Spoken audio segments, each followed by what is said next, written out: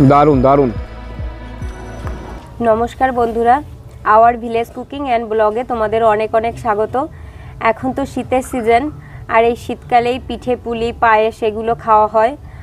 তো এখন খেজুরের রস পাওয়া যায়, খেজুরের রস থেকে খেজুরের গুড়, টাটকা গুড় পাওয়া যায়।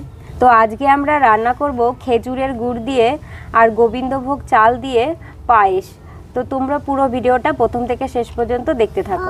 তোমরা তো জানো শীতের সিজনে গোবিন্দভোগ চাল আর গুড় দিয়ে, খেজুরি গুড় দিয়ে যদি এই গোবিন্দভোগ চাল দিয়ে মিষ্টান্ন রান্না করা যায় তাহলে কতটা স্বাদ হয়।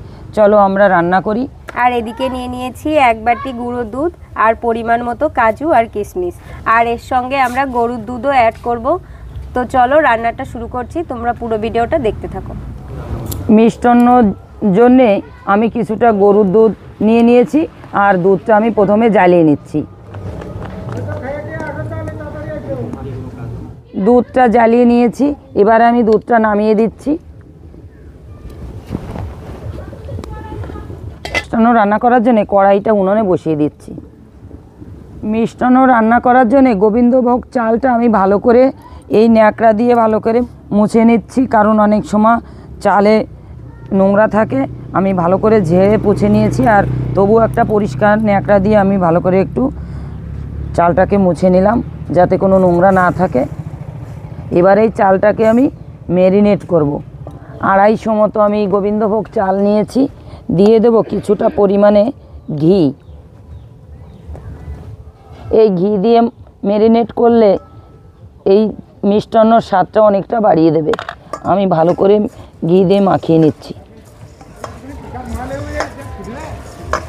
আমি যেভাবে রান্নাটা করছি তোমরা বাড়িতে একবার এভাবে ট্রাই করো, তাহলে বুঝতে পারবে এই মিষ্টান্ন স্বাদটা কতটা বাড়িয়ে দিতে পারে। আমি দিয়ে দিচ্ছি, হালকা কড়াইটা গরম হয়ে গেছে, চাল দিয়ে দিয়েছি কড়াইতে। এবারে আমি হালকা একটু নেড়ে চেড়ে ঘির সঙ্গে ভালো করে মাখিয়ে নিচ্ছি। চালটাকে আমি কিছুটা সময় ফ্রাই করে নিয়েছি। এবারে আমি দিয়ে দেব জল।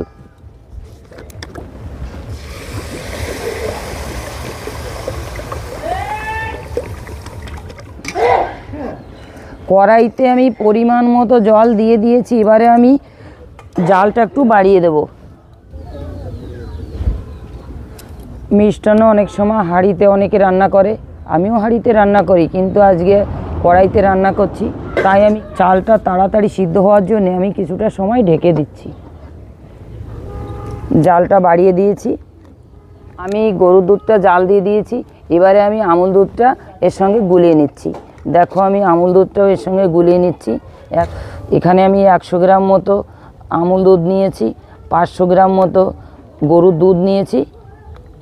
আর এই দুধ দিয়েই আমাদের এই মিষ্টান্নটা সুন্দরভাবে রান্নাটা হবে। ঢাকনাটা একটু তুলে দেখি চালটা কতটা সিদ্ধ হয়েছে। চাল প্রায় সিদ্ধ হয়ে এসছে। এবারে দিয়ে দেব সুন্দর কালারের তেজপাতা।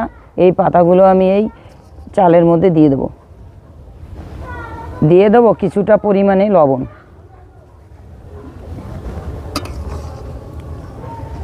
লবণের সঙ্গে আর চালের সঙ্গে ভালো করে মিশিয়ে নেব।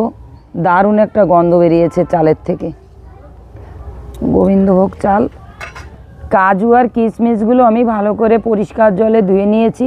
এবারে আমি এই যে দুধটা জ্বালিয়ে রেখেছি, এই দুধ দিয়ে আমি এটাকে একটু ভিজিয়ে রাখবো। এতে কাজু আর কিশমিশ অনেকটা নরম হয়ে যাবে। আমি একদম লাস্টে দিয়ে দেব, তাতে স্বাদটা অনেকটা বাড়িয়ে দেবে। আর এদিকে আমি 300 গ্রাম মতো গুড় নিয়ে নিয়েছি। এই গুড়টাকে আমি একটু ছোট্ট ছোট্ট করে টুকরো টুকরো করে নেব, তাতে দুধের সঙ্গে ভালো করে মিশে যাবে।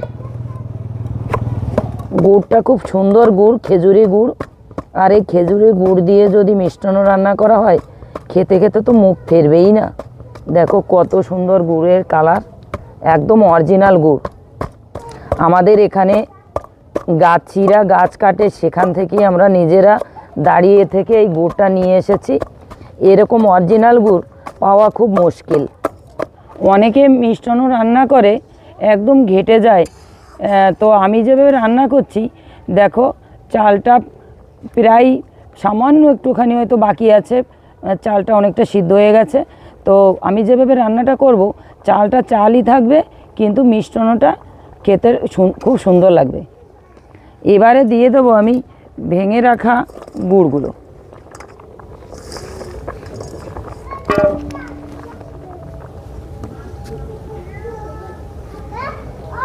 আর একবার যদি মিষ্টি দিয়ে দেওয়া হয় চালের মধ্যে, তাহলে সে চালটা সেখানেই সিদ্ধটা দাঁড়িয়ে থাকে।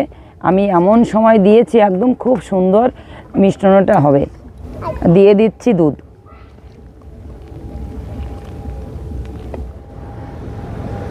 রান্নাটা আমার প্রায় শেষের দিকে।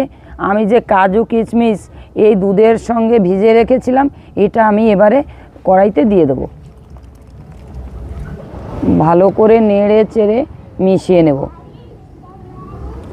আর দেখো, গুড় দিয়ে রান্না করেছি, দেখো কত সুন্দর একটা কালার এসছে, লাল লাল। মিষ্টান্ন রান্নাটা পুরোপুরি কমপ্লিট হয়ে গেছে। এবারে আমি নামিয়ে দিচ্ছি। দেখো কত সুন্দর একটা কালার এসছে।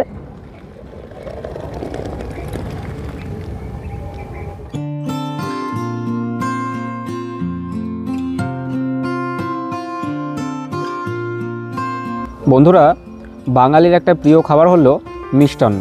এটা হচ্ছে মিষ্টিযুক্ত অন্ন, তাই এটাকে আমরা মিষ্টান্ন বলি। তো খেয়ে দেখি পিসি আজকে রান্না করেছে, কেমন টেস্ট হয়েছে।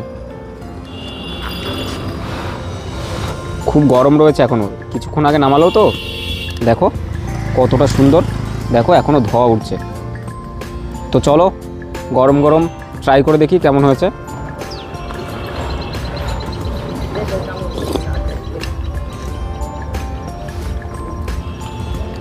বন্ধুরা, পায়েস খেতে আমার খুবই ভালো লাগে।